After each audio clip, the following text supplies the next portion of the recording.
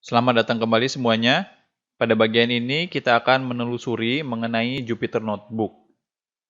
Pertama-tama kita akan memasuki situs utama dari Jupyter Notebook, yaitu jupyter.org. Di sini Anda dapat membaca informasi mengenai Jupyter Notebook. Nah, Jupyter Notebook ini adalah open source web application. Nah, web application ini kita dapat melakukan live coding, persamaan matematika, visualisasi, dan juga teks narasi seperti yang telah dijelaskan di sini.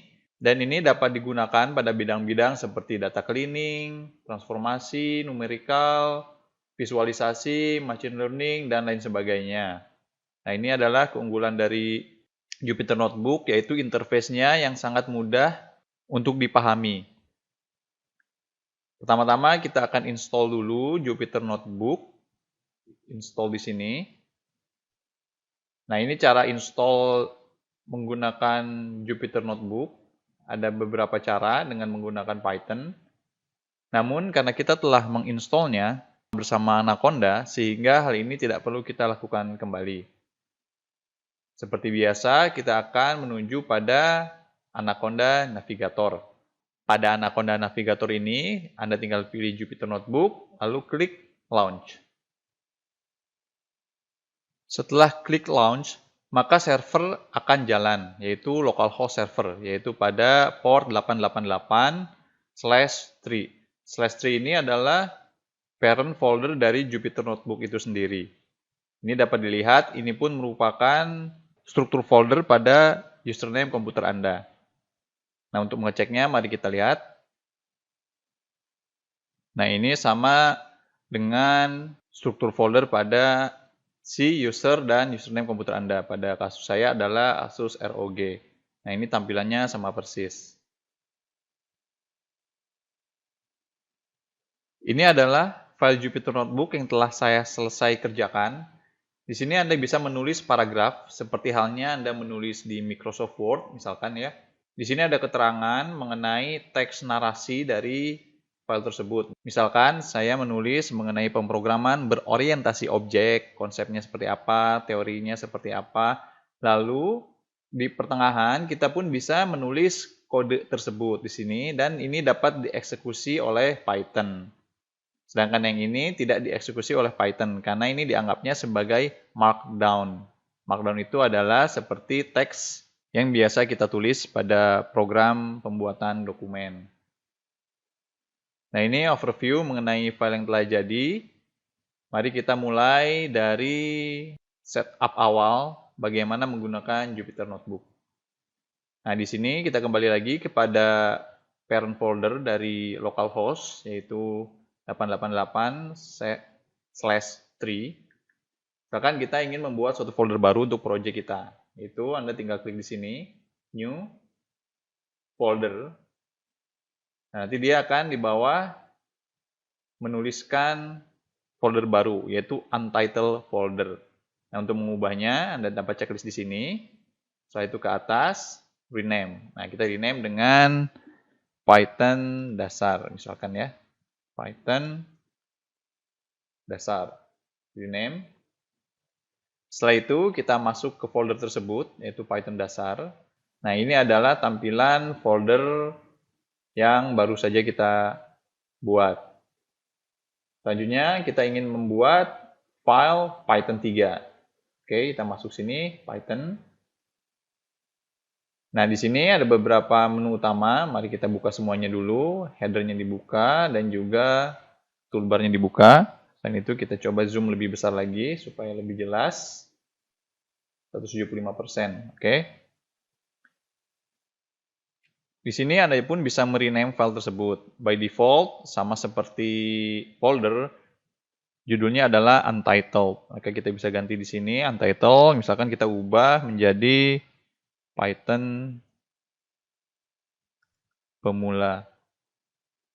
Rename. Nah, ini filenya. Dan Anda pun bisa save di sini, save checkpoint. Nah, nanti ada notifikasi a few seconds ago auto save atau last checkpoint. Mari kita lihat satu-satu fungsi dari toolbar tersebut. Yang pertama adalah save yang telah tadi kita eksekusi, yaitu save seperti biasa. Selanjutnya adalah tanda plus, ini artinya insert cell below. Nah, jika kita ingin menambahkan sel seperti ini. Selanjutnya kita pun bisa cut cell, cut. Nah, sehingga bisa kita hilangkan. Selanjutnya kita pun bisa mempaste sel tersebut. Paste ya. Nah, kita pun bisa mengcopy dari sel tersebut. Misalkan kita ingin mengcopy 3 baris sel ini, copy, lalu paste. Nah, ini seperti halnya pada Excel. Jadi ini merupakan sel dari 1, 2, 3, dan baris selanjutnya. Selain itu, kita pun dapat memindahkan sel. Misalkan kita di sini memiliki suatu kata-kata seperti ini, lalu kita ingin memindahkannya ke bagian atas. Oke, seperti ini, lalu ke bagian bawah. Selanjutnya adalah run.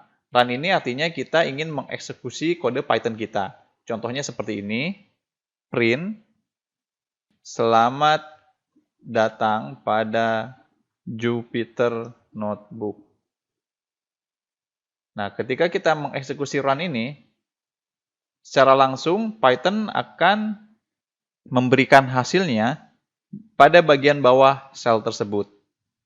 Maka dari itu, seperti yang telah saya jelaskan sebelumnya, dengan menggunakan Jupyter Notebook, untuk programmer pemula dengan menggunakan Python, ini sangatlah mudah digunakan dan dimengerti.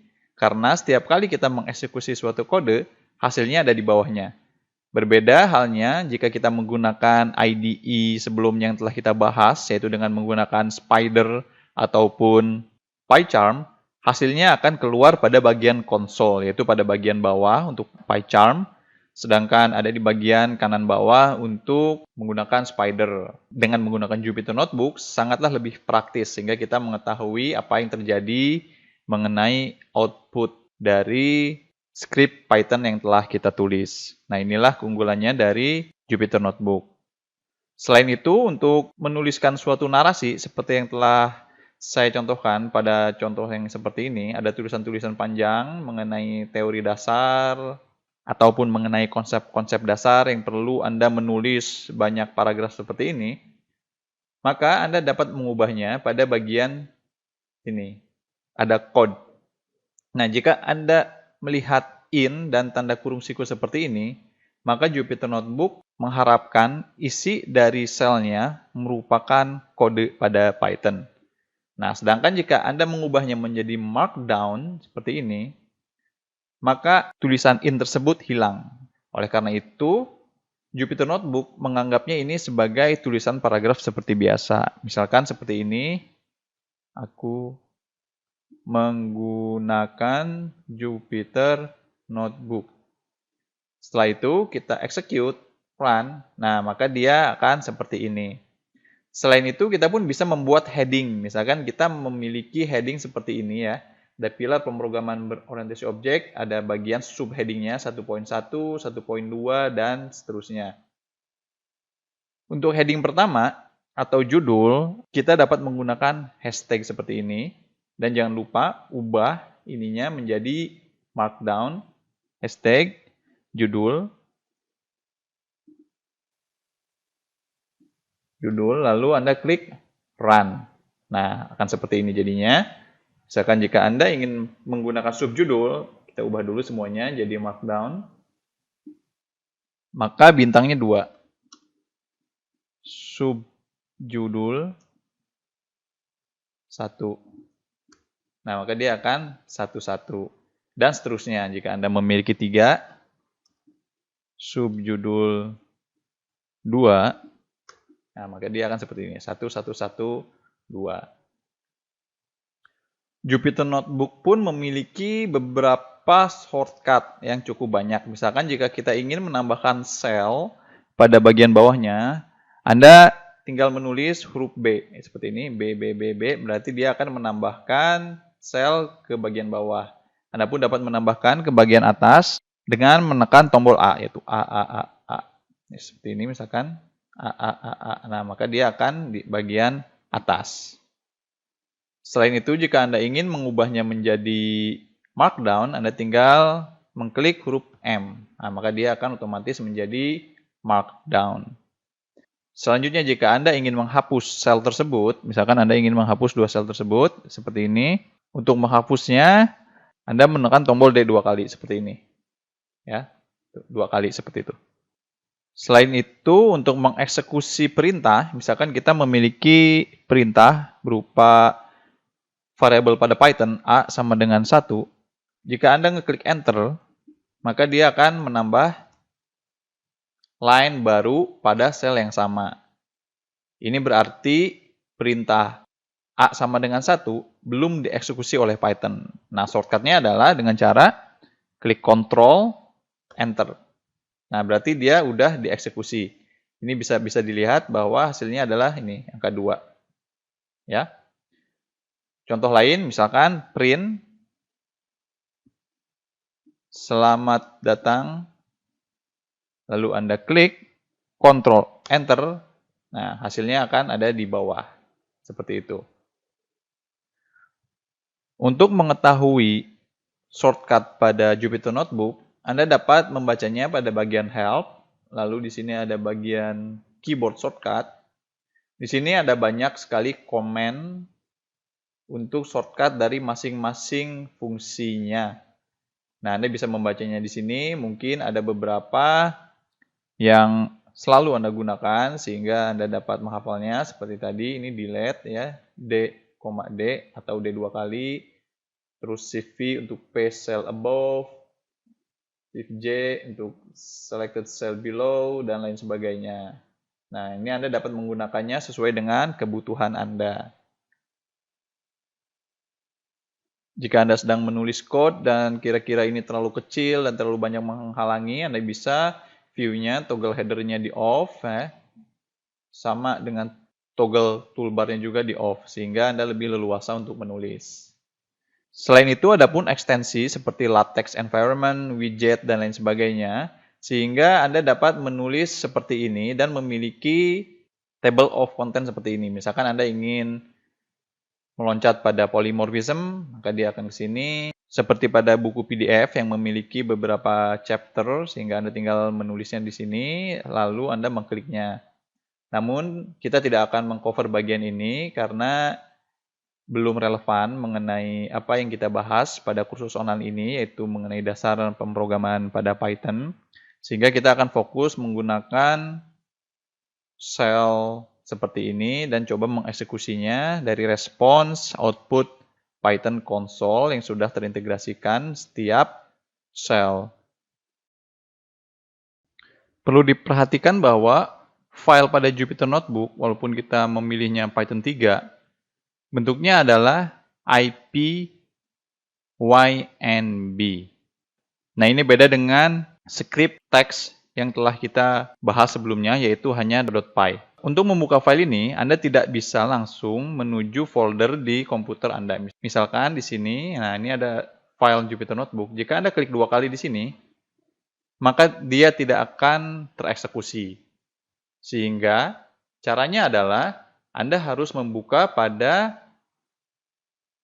localhost server Jupyter Notebook ini. Anda bisa mengkopikannya, misalkan di bagian folder yang telah Anda buat, misalkan di dokumen, Anda klik di sini, lalu copy filenya ke dalam folder. Jadi misalkan jika Anda memiliki, misalkan Anda mendownload suatu file yang ekstensinya adalah IPYNB, ya, filenya untuk ekstensi Jupyter Notebook, lalu Anda harus secara manual mengkopinya dan menyimpannya pada bagian folder Jupyter Notebook, atau setidaknya di bagian child directory-nya. Nah, itulah caranya. Nah, pada bagian kursus ini, saya pun akan membagikan file-file untuk setiap pelajaran yang telah kita bahas. Misalkan seperti ini, ada beberapa file. Saya pun akan membuatnya suatu lampiran, sehingga Anda bisa mendownloadnya pada platform ini. Lalu jika Anda ingin membukanya, perlu diingat bahwa Anda harus mengkopinya pada bagian folder utamanya, atau setidaknya pada bagian child folder. Nah, ini harus diperhatikan dan jangan lupa untuk melakukannya atau Anda tidak bisa membuka filenya. Mungkin cukup di sini mengenai penjelasan cara menggunakan Jupyter Notebook. Pada bagian selanjutnya, kita akan memulai pada chapter awal pemrograman bahasa Python. Kita mulai akan bekerja dengan menggunakan Jupyter Notebook. Dari awal hingga akhir materi kursus online ini akan full menggunakan Jupyter Notebook. Oleh karena itu, sampai bertemu kembali pada pelajaran selanjutnya.